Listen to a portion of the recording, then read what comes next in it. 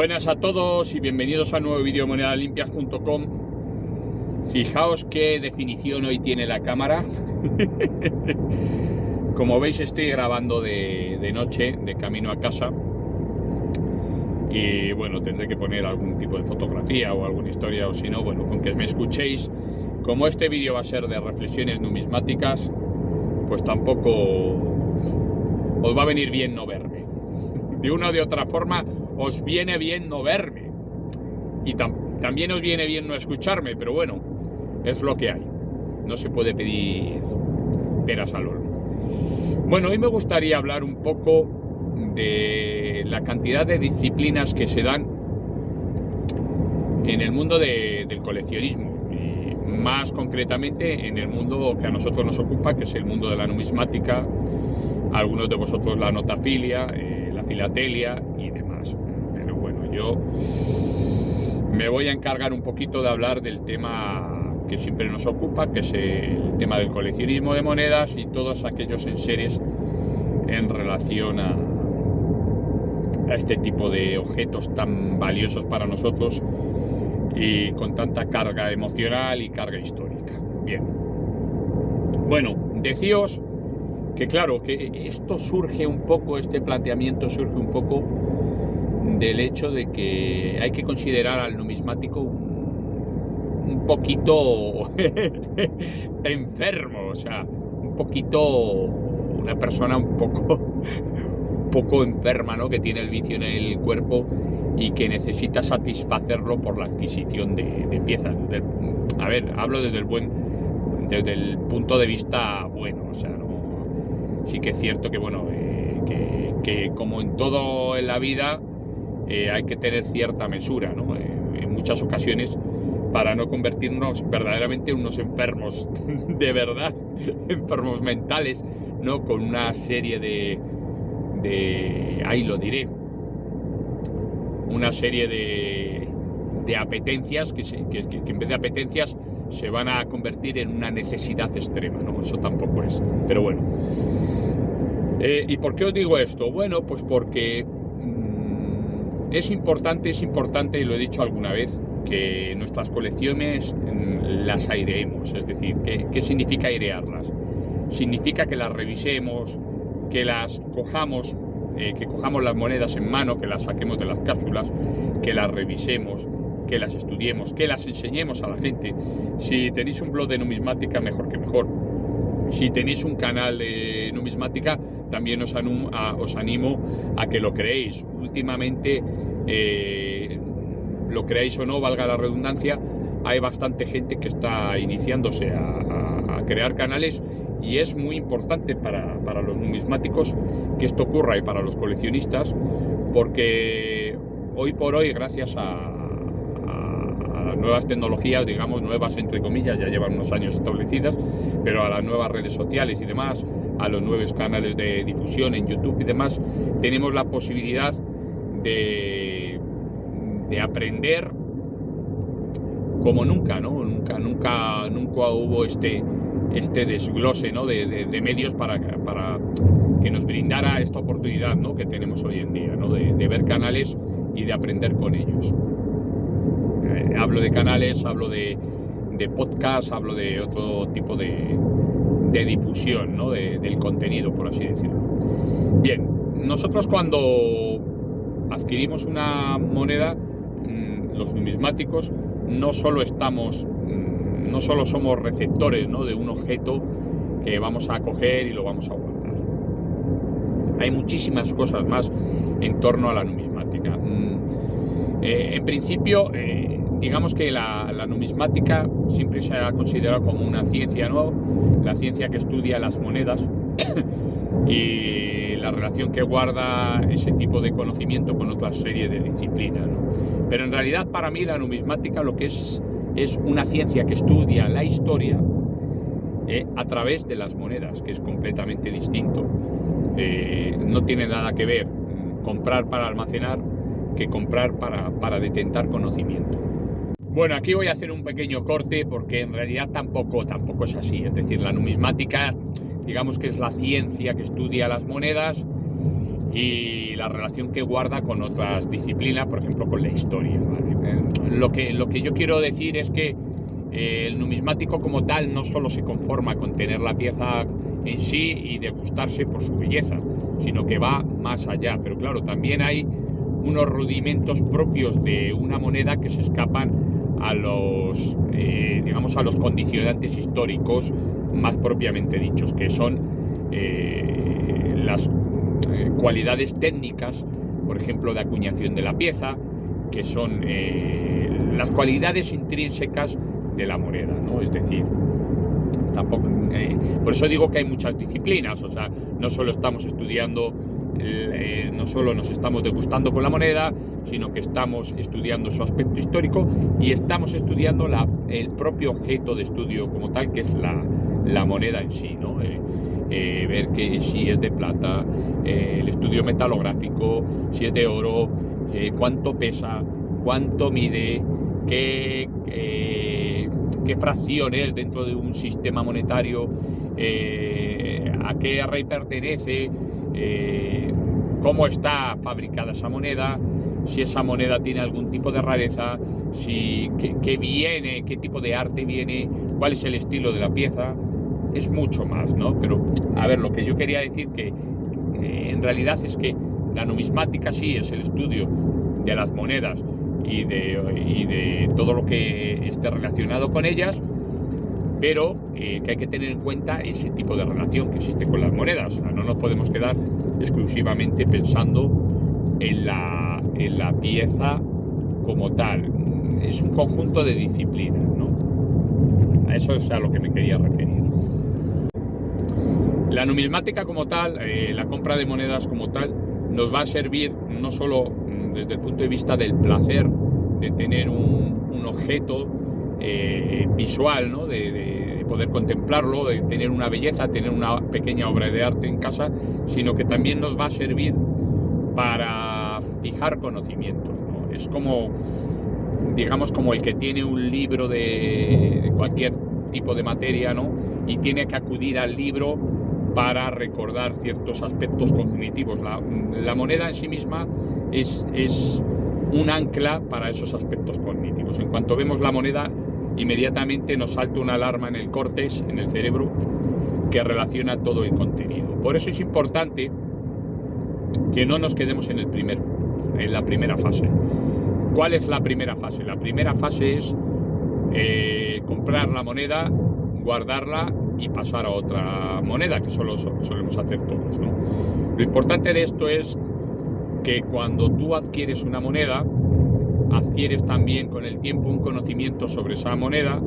Ese conocimiento lo vas globalizando con otro tipo de contenido cognitivo que tú ya tienes establecido, y da igual el tipo de materia que sea. Es decir, me da igual que sea un conocimiento sobre un tipo de moneda antigua, que un conocimiento sobre un tipo de moneda moderna, que contemporánea, que incluso moneda de inversión de bullón. Por ejemplo, tenéis el caso de Pablini, nuestro amigo Pablini, que tiene el canal que tiene su mismo nombre, ¿no? En diminutivo, que en realidad es un nombre no aumentativo para mí, y es un canal en el que se basa, como bien sabéis, sobre el tema del coleccionismo de moneda de inversión, moneda de bullón y demás.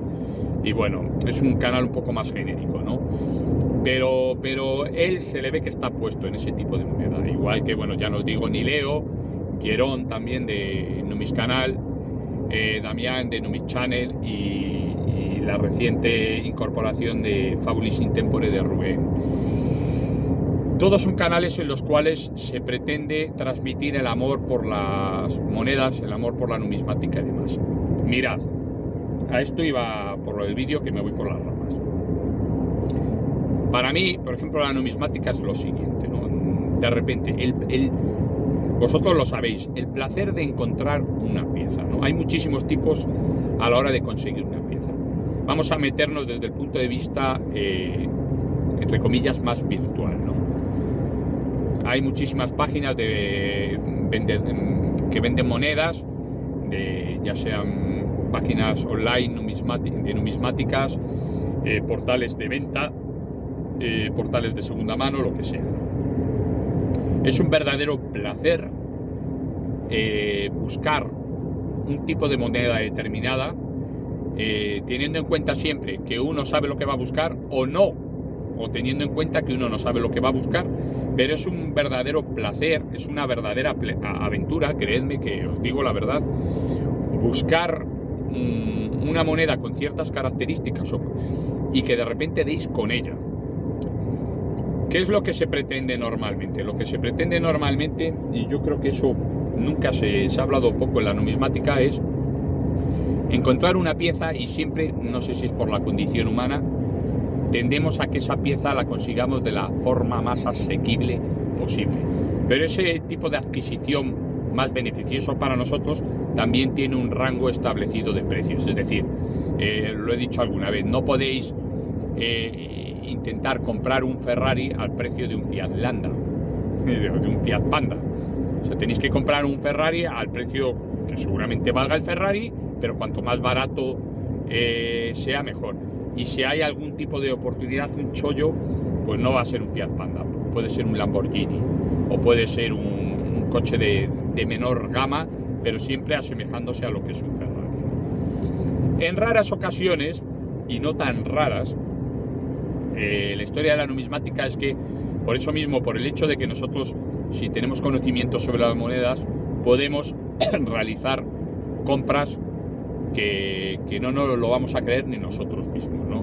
Es el caso, lo he dicho alguna vez, yo por ejemplo, el día que conseguí los 2 reales de Francisco de Villegas, de la Ceca de Lima, del Virreinato de Perú, de 1659, por 50 euros, una pieza que vale más de 1000 euros, el bracteado de Sajonia, o de dónde era el bracteado, bueno, que compré creyendo que era un aplique, pero bueno, algo me decía, intuía mi cabeza que eso era bueno, lo pillé por 4 euros y resulta que era un bracteado alemán, acuñado por obispos y demás, que me salió por 4 euros, como digo, y valía 100 euros, ¿no? Eso es un placer, ¿no? Eso es un placer, ¿no? O sea, de repente te encuentras con una pieza ansiada y demás, y la compras incluso a un precio menor, pues imaginaos.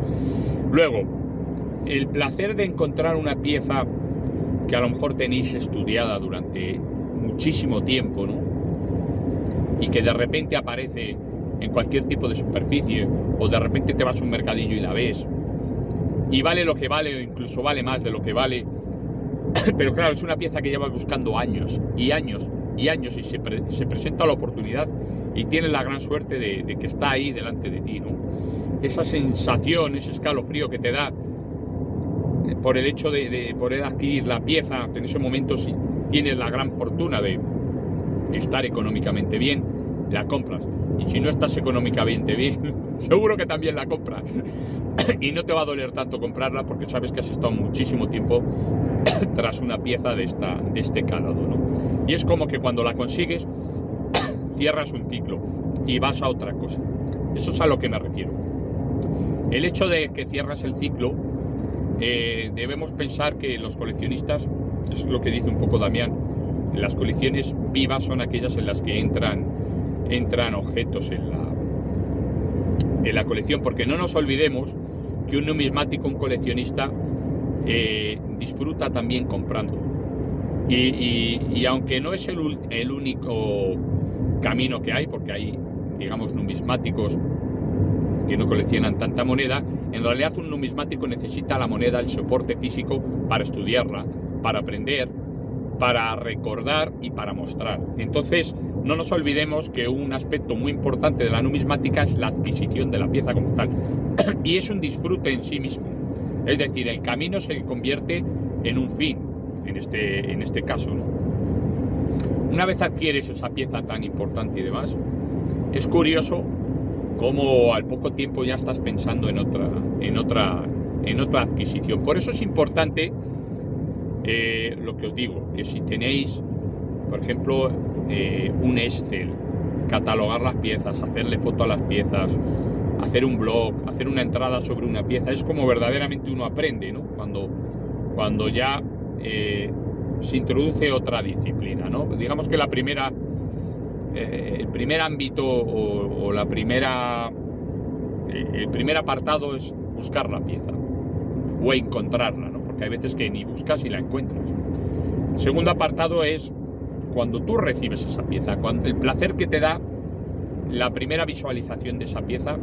Es un placer que al segundo de verla ya no va a existir más, porque imaginaos que estáis esperando una pieza desde hace mucho tiempo, ¿no? Y la recibís. Ese momento en el cual abrís el paquete y veis la pieza y os impacta, eso queda grabado en el subconsciente de alguna forma. Es una impresión. Por eso las monedas son algo más que monedas. Son almacenajes de recuerdos, por ejemplo, de situaciones vividas, ¿no? Esto lo hemos dicho muchas veces. Puedes tener una moneda que numismáticamente no sea muy valiosa, pero que específicamente esa pieza te lleva a un recuerdo, igual que un perfume, ¿no?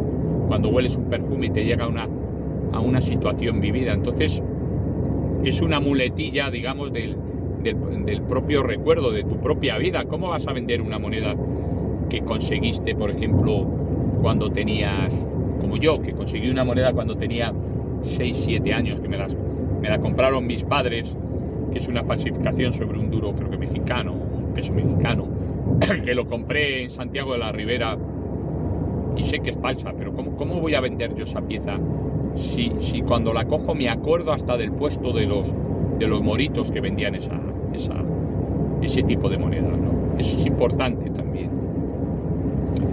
Una vez adquieres esa pieza, la abres y de repente te pega el subidón, ¿no? Viene una segunda fase, ¿no? ¿Qué hacemos con esta pieza? ¿Dónde la incluimos dentro de nuestra colección? ¿Qué tipo de soporte va a tener para conseguir que esté bien avalada su protección? Y dónde va a ir, sobre todo, dónde va a ir colocada en nuestra colección. Luego viene otro tema importante, que ya sabéis cuál es, que es el tema de la conservación, que viene muchísimo antes que os estoy diciendo, ¿no? Depende del tipo de pieza que hayáis conseguido y cómo la hayáis conseguido, puede ser una moneda que admita o no limpieza y que admita o no un tratado de conservación. Es otra disciplina completamente distinta. O sea, yo, por ejemplo, y diréis, a mí qué me importa, pero bueno, como es mi canal, pues lo digo. Yo por ejemplo, hay veces que compro por el simple placer de limpiar una moneda y de descubrir incluso qué hay debajo de la moneda, qué hay debajo de esa tierra o debajo de esa incrustación, debajo de esa oxidación inestable, lo que sea, ¿no? Eso, creedme, que es un verdadero placer. O sea, es una aventura apasionante. Ya no solo hablo de las monedas, sino que hablo de otra serie de artículos que pueden ser arqueológicos vendidos por subastas, otra serie de artículos antiguos, ¿no? El tema del tratamiento, incluso de la restauración, ¿no? Que sepas que gracias a ti esa pieza adquiere otra nueva oportunidad, otra nueva vida. Eso es importantísimo, ¿no? Es como que no solo consigues la pieza, sino que interactúas sobre la misma, ¿no? Saber que una pieza que tiene, por ejemplo, 500 años, ¿no? Está pasando por el tratamiento de tu valía o de tus manos para poder rescatarla. Eso es muy bonito, llega bastante. Después de ese tratamiento viene el estado de conservación, ¿no? ¿Cómo la vamos a conservar? ¿Dónde la vamos a conservar? Que es lo que hablamos anteriormente. ¿Dónde la vamos a meter, no? Entonces aquí también hay muchas disciplinas en juego, ¿no? Porque está el que colecciona, por ejemplo, monedas de naufragios y directamente en unas cápsulas en capeo, te hace incluso una fotocopia de un galeón hundido, te escribe una historia y demás, y en forma de libro te pone las monedas y te las explica. Es que es todo un arte. O sea, es todo un mundo, el mundo de la numismática, ¿no? No solo se cierra en vamos a guardar esta moneda en una cápsula, no, tiene mucho más. Una vez está en esa colección, tenemos que, lo vuelvo a decir, tenemos que hacer conscientemente, de vez en cuando, nos tenemos que obligar a otear las piezas, a ver cómo están de conservación, a estudiarlas de nuevo, a verlas con lupa. Hay muchísimas veces, sobre todo cuando uno empieza la numismática, que aunque parezca mentira y tengamos todos los catálogos del mundo, hay ciertas piezas que las catalogamos de una forma u otra y cuando pasa el tiempo de repente te llevas una sorpresa, te quedas a veces estupefacto de las cosas que pueden salir del cospel de una pieza y que nunca habías recabado en ello porque no tenías el conocimiento suficiente, y que de repente esa pieza, de estar aquí, está aquí, ¿no? Porque le das un plus por algún tipo de rareza o algún tipo de significación que tenga la moneda, que hace que la tengas en mayor consideración.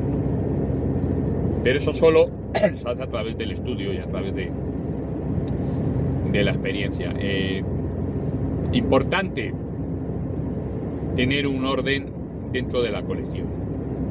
Tener un orden, es muy importante tener un orden que nos va a ayudar a situar cronológicamente las piezas, y ya no solo eso, sino nos va a ayudar a estructurar el conocimiento de una forma ordenada y constructiva y global. Es decir, eso significa que si nosotros tenemos unos buenos cimientos, vamos a ir incorporando fechas, vamos a ir incorporando datos cognitivos, y nos vamos a sorprender a nosotros mismos de lo que ya no solo vamos a ir aprendiendo, sino de la velocidad que va adquiriendo la mente en asimilar conceptos, que sí que es cierto que luego con el tiempo se pierden y demás, pero se van a adquirir más rápidamente una vez se lean. Es decir, es como el deportista que sale todos los días a correr y deja de correr durante un mes, y bueno, y cuando vuelve al mes le va a costar, pero le va a costar mucho menos porque el cuerpo ya tiene esa memoria, igual que un pianista que si lleva mucho tiempo, sí.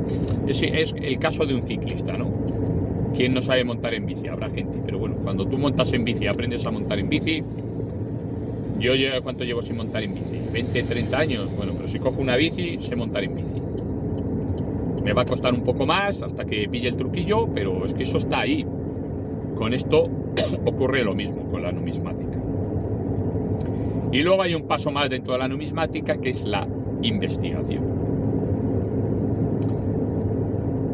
De repente, cuando uno estudia y ve las monedas y se va especializando en lo que a él le va gustando, por lo que sea, va oyendo de un sitio a otro, de repente un día surge el hecho de que te das cuenta de que esa parte la empiezas a dominar,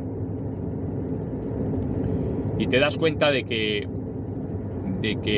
no todo se dice en los catálogos, ni todo se dice en ciertos ámbitos, ¿no?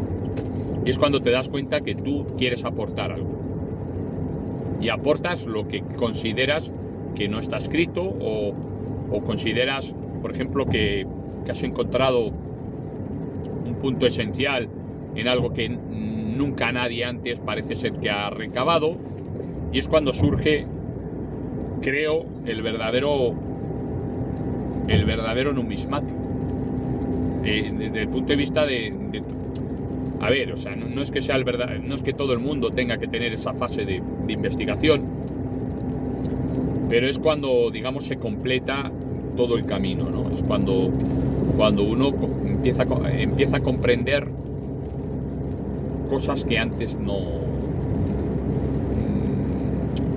veía, y empieza a hacer suyo propio el conocimiento que él mismo ha configurado. Eso es también es de estar orgulloso, ¿no? de uno mismo, porque de repente avanzas, y bueno, importantísimo hablar con numismáticos, importantísimo dejarse aprender por numismáticos, siempre con un punto de vista crítico. Crítico no significa que tengas que todo lo que te dicen tenga que ser malo, no, crítico desde el punto de vista que uno también tiene su opinión y demás, pero siempre dejarse aprender por aquellos que saben más, y no de miedo ni vergüenza ni nada, porque nadie nace aprendido, ¿me entendéis? Es decir, yo, por ejemplo, ahora mismo estoy bastante centrado o bastante más centrado en la moneda bizantina. Y yo, para mí, mi mentor es Damián Salgado. Aunque él no lo sea directamente, pero para mí lo es. En este campo lo es. En otros campos a lo mejor no. A lo mejor en otros campos es Glenn Murray, o en otros campos soy yo mismo. Eso también es cierto. Siempre coges de un sitio, de otro. Pero a mí no me da reparo admitir que yo estoy aprendiendo de un maestro, y porque es así, o sea, es como cuando aprendes a tocar el piano, hay una fase en la que no sabes, hay otra fase en la que te enseñan, y hay otra fase en la que tú, que es toda la vida ya, en la que tú mismo eres tu propio maestro.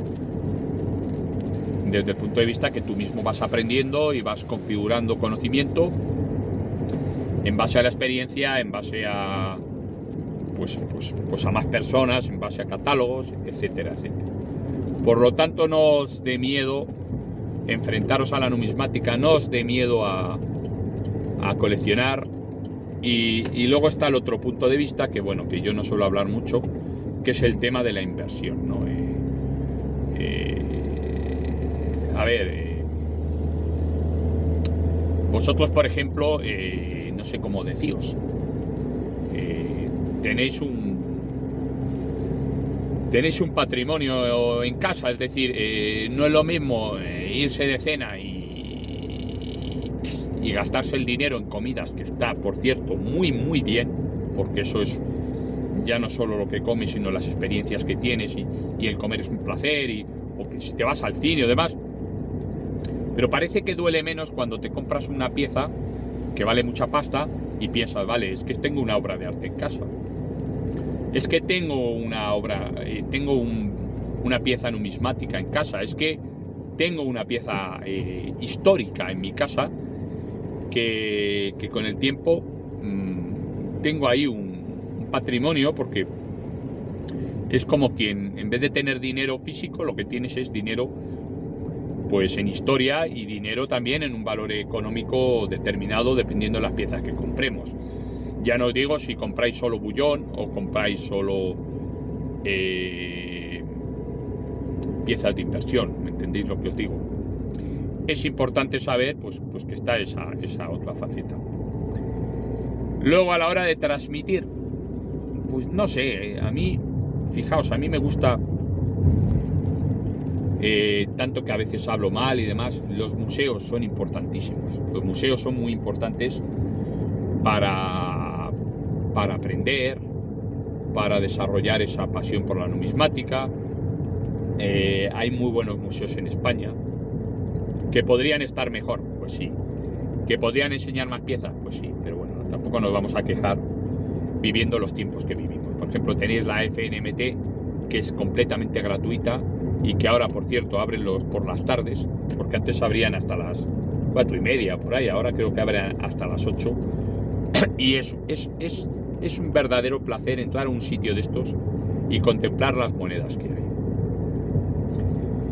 Pero no porque una moneda sea, que os lo vuelvo a decir, tenga un valor histórico alto y sea arqueológica y se pueda ver desde el punto de vista de la arqueología, esto no tiene nada que ver con la posesión de una pieza, o sea, es como un cuadro. Los cuadros pueden estar en los museos y pueden estar en casa de un coleccionista. Pues con esto pasa lo mismo, ¿no? Pero luego está el caso de aquellas personas que, por ejemplo, dan un paso más adelante, ¿no? Configuran un estadio más, ¿no? Por ejemplo, el hecho de que tienes una colección y montas una exposición o montas un museo, y diréis, hombre, Óscar, para montar un museo, joder, anda que no tienes que tener piezas. Pues no tiene por qué ser. Es decir, puedes tener piezas, pero es que las piezas como tales no tienes que ser multimillonario, ¿no? Para hacer un museo atractivo. Es decir, podéis coleccionar cualquier tipo de piezas. Fijaos, simplemente con coleccionar monedas del centenario, o simplemente con coleccionar monedas de inversión, monedas de bullón y demás, eso sería un buen museo. Imaginaos un museo en el que os muestran monedas de inversión, ¿no? Y os muestran monedas de cualquier parte del mundo, ¿no? Os muestran, ahora que está muy en boga el tema de los panda, os muestran, yo que sé, las típicas monedas de la FNMT, la típica moneda del Bosco. No sé, hay muchísimos tipos se podrían configurar muchísimos tipos de museos. Por ejemplo, en el Real Ingenio de Segovia, que adolece un poquito o bastante de la parte museística, no hace falta tener una gran cantidad de dinero para invertir en una colección curiosa. Es simplemente que hay que tener un planteamiento mental determinado y saber qué hilo conductor quieres dar al museo y comprar según qué piezas. Y bueno, evidentemente ir rellenando la colección, ir sacando las piezas que están en peor estado de conservación y ir haciendo el trueque, es decir, ir sustituyéndolas por monedas que estén en mejor estado de conservación, ¿no?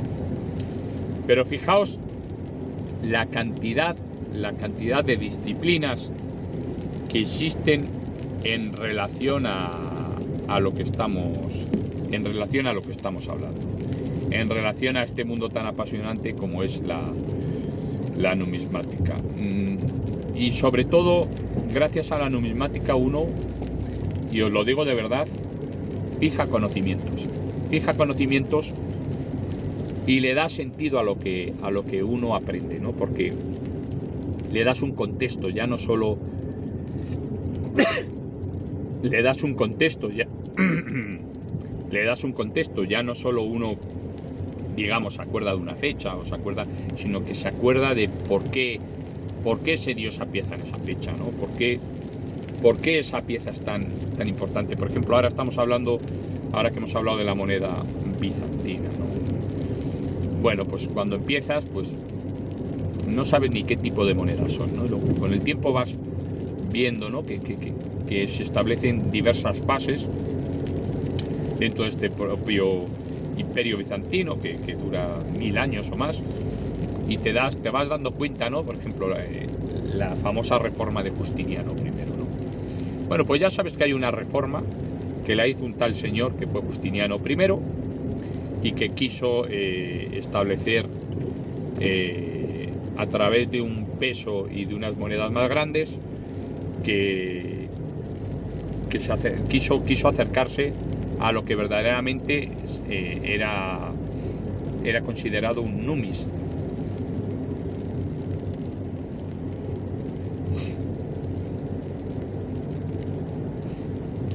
Bien, por ejemplo, por poner un ejemplo, ahora que llevamos tantas semanas hablando un poquito de moneda bizantina y demás,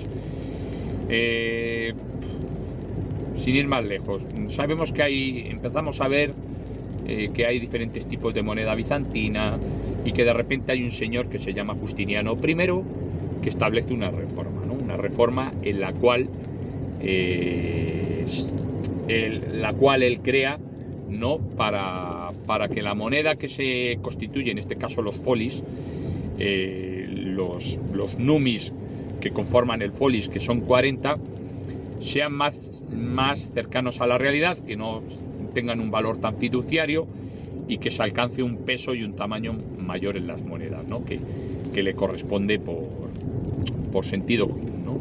Entonces, bueno, pues ya empiezas a saber que en casi todo el periodo bizantino, ¿no? De estudio, en las 5 o 6 etapas que hay una reforma muy importante en la cual se nos va a presentar una serie de monedas de un tamaño descomunal, y va a ser en el periodo de Justiniano I, la reforma de Justiniano I, y en la cual se nos va a mostrar ya por primera vez un arte frontal con el emperador y demás, ¿no? Pero claro, luego otro día, por lo que sea, te compras un libro o empiezas a ver un documental y te das cuenta que Justiniano I tenía una mujer que se llama Teodora, y que Teodora fue importantísima para el establecimiento del imperio. Y luego de repente te das cuenta, joder, y dices, pero es que Justiniano I también desarrolló un tratado de leyes hasta que prácticamente murió, que bueno, que son el actual recurso para los abogados en el estudio del derecho romano, ¿no? A pesar de que era el Imperio Romano de Occidente. Entonces tú vas fijando conocimientos y fijando conocimientos, ¿sí? Y lo que antes verdaderamente, históricamente, no te llamaba la atención, ahora te va a llamar la atención por el simple hecho de que vas a tener más datos. Es como que la moneda es una cápsula de tiempo y vas a aprender gracias a que tienes esa moneda. Si no tuvieras esa moneda, pues dirías, a mí qué coño me importa Justiniano I y su reforma. ¿Y qué leches me importa que este tío pues fuera un revolucionario a nivel legal, ¿no? A nivel de derecho romano. Pero claro, te empieza a importar cuando empiezas a coleccionar sus monedas. Y no es que te importe sobremanera, sino que te importa también porque es un conocimiento que también te hace disfrutar más esa moneda. Y bueno, así con todo. Así que bueno, yo os animo sobre todo a que coleccionéis, por el simple placer de coleccionar. Porque ojo, no es un placer exclusivamente material, es un placer, como os digo, que va mucho más allá. Pero el placer, la inmediatez de conseguir una pieza, por todo lo que estamos hablando, por todo el conocimiento que tenemos y demás, es inmenso. La inmediatez de descubrir algo es inmenso, y la inmediatez de tener una parte de la historia en casa es también inmensa. Por lo tanto, yo os aconsejo que no tengáis miedo a la hora de comprar, que no nos volvamos locos. Evidentemente siempre hay que tener cabeza para esto, no lo vamos a arruinar, y que no tengáis miedo a hacer blogs, a sacar canales y a buscar vuestro propio camino. Y dicho esto, pues nada, me despido hasta el próximo vídeo. Espero que os haya gustado esta comedura de tarro que os he hecho, y espero, bueno, dejadme en comentarios lo que queráis, si os viene bien. Y nada, venga, nos vemos en el próximo vídeo. Besos y abrazos para todos.